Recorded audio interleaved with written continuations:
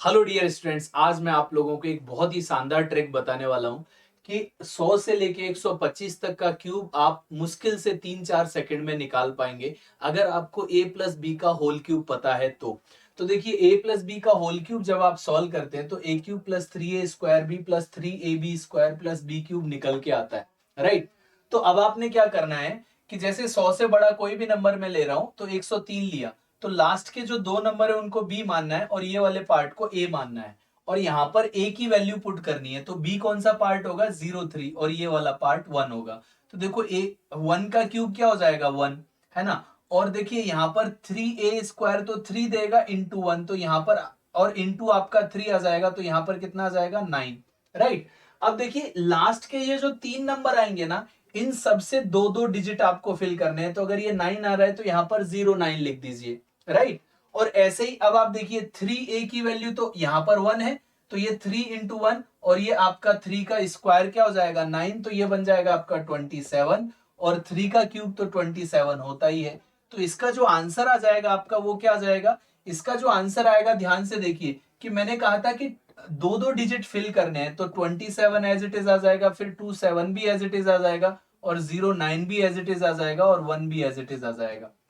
But आप ध्यान रखिएगा कि जैसे अगर मैं 109 का स्क्वायर करता हूं, क्यूब करता हूं, 109 का क्यूब करता हूं, तो इसमें 9 वाला पार्ट क्या आ जाएगा, 09b दिखाएगा, और a क्या बनेगा, 1। तो देखिए यहां पर फिर से एक, और ये जो तीन नंबर है ये दो दो डिजिट फिल करने वाले हैं, तो सभी को आप लिख लो कि दो दो डिजिट फिल करने वाले हैं, और इसके आगे जीरो, और इसके आगे अगर हम जीरो लगाते तो कोई फर्क नहीं पड़ता ना, इसलिए मैंने इसको एज इट इज छोड़ दिया था कि इसके आगे भी जीरो लगा दे तो कोई फर्क नहीं पड़ेगा इसके आगे जीरो लगाने का।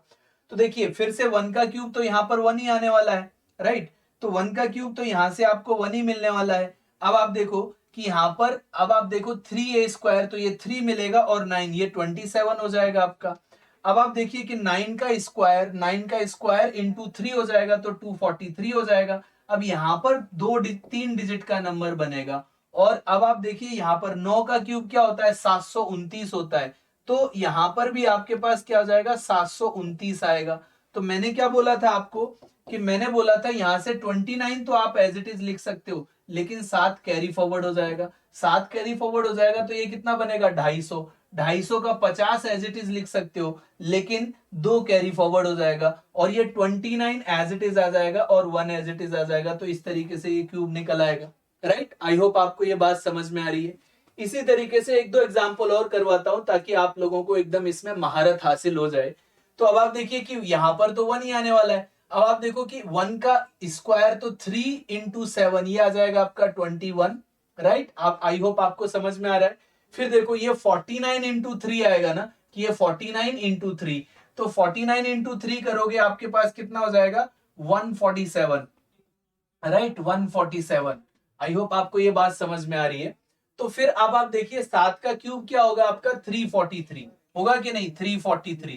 तो देखो 43 तो एज इट इज आ जाएगा, और 3 कैरी फॉरवर्ड आ जाएगा, तो 150, तो 50 इधर आ जाएगा। 1 कैरी फॉरवर्ड, जैसे यहां पर ये 3 कैरी फॉरवर्ड आया, 1 कैरी फॉरवर्ड आएगा तो ये कितना हो जाएगा, 22 तो एज इट इज हो जाएगा, और ये 1 तो एज इट इज आएगा। अच्छा 1 यहां पर लिखना, अदरवाइज आप कंफ्यूज हो जाएंगे, क्योंकि आगे जीरो लगाते हैं तो उसका कोई मतलब नहीं रहता है।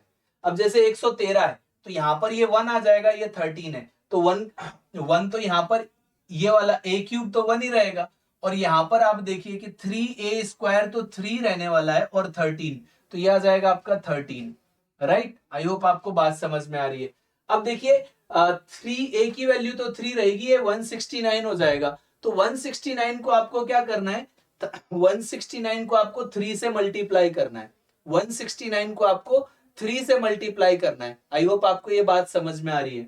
तो 169 को अगर आप 3 से मल्टीप्लाई करेंगे तो लास्ट में क्या जाएगा, 17।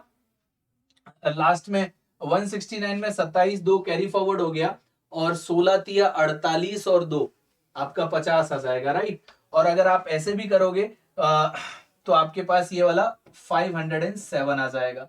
तो फिर से ये तीन डिजिट का बना। अब 13 का जो क्यूब होता है वो तो कितना होता है, 2197 होता है। तो देखो यहां से केवल 97 लेना पड़ेगा, आपका 21 कैरी फॉरवर्ड हो जाएगा, तो ये 528 बनेगा, 28 एज इट इज आ जाएगा, 5 कैरी फॉरवर्ड आ जाएगा, और ये वाला पार्ट 44 हो जाएगा और ये 1 एज इट इज आएगा।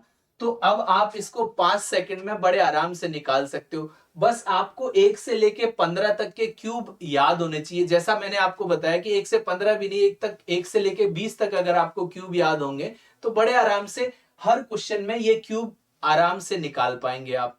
तो ये ट्रिक आपको बहुत ही इंपॉर्टेंट रोल प्ले करेगी जब अगर आपको कोई ऐसा क्वेश्चन पूछ लिया जाए जहां पर क्यूब निकालना पड़ रहा हो 100 के आसपास की वैल्यू का, तो बड़े आराम से आप लोग कर पाएंगे। तो 100 से 125 तक के क्यूब्स बहुत ही आराम से हो जाएंगे। ऐसी ट्रिक्स जानने के लिए हमारा आधार बैच जरूर ज्वाइन करें।